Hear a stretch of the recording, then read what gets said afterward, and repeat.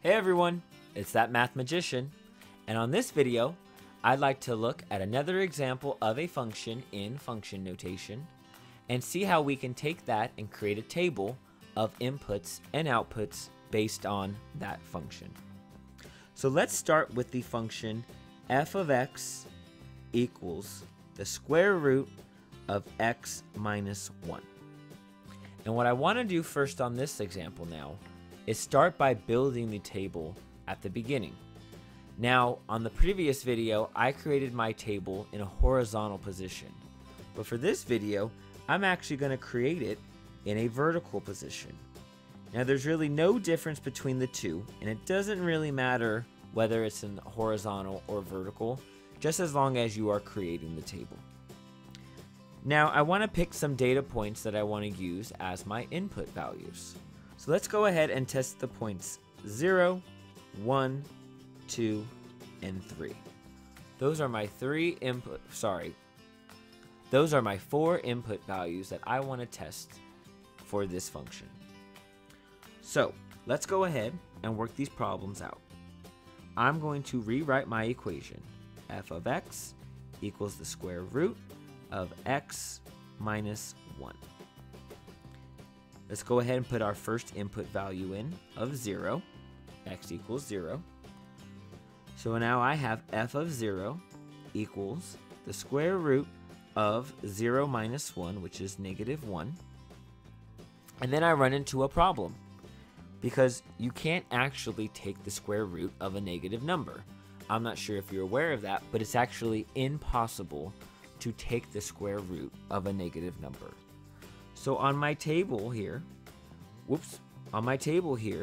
where I have my input of 0, there is no input, So on my table here, where my input is 0, there is no output. It's impossible, because we cannot take the square root of negative 1. It won't give us an answer. And if you don't believe me, you can get your phone out right now, open up your calculator app, go ahead and type in negative 1 and hit the square root button, and there isn't an answer. So what we want to write here for our f of x value is we want to write undefined. It's undefined because there is no value for the square root of negative 1.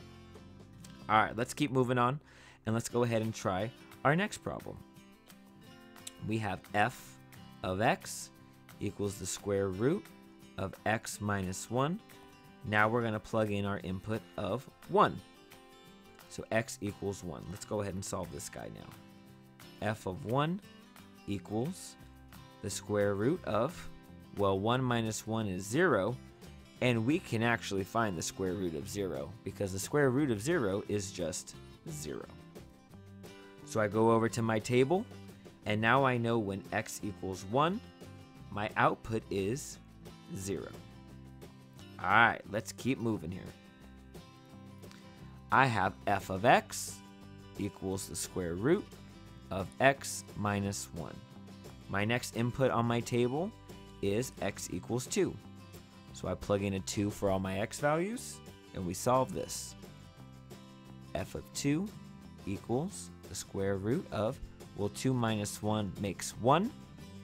And the square root of 1 is just 1. So I can go over here to my table now, and where I have x equals 2, I know that my output is 1. Alright, now on to the last example here. We have f of x equals the square root of x minus 1, where my last x value on my table is 3. So we have f of 3 equals the square root of 3 minus 1 is 2. And the square root of 2 ends up being a decimal. So for some teachers, they might want you to keep it as the actual answer of the square root of 2. Now, if some teachers ask you for the approximate value, then you would just use your calculator and take the square root of 2, which ends up being 1.41. So that is what I'm going to write here. I'm going to write both of these answers that you see here. I'm going to write the square root of 2, which is approximately 1.41.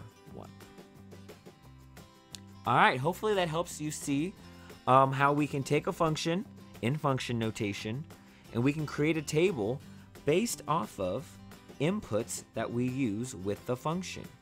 And something new happened on today's video, which is not that uncommon, is that sometimes you will have an input that when you plug it into the function, you actually won't get an output.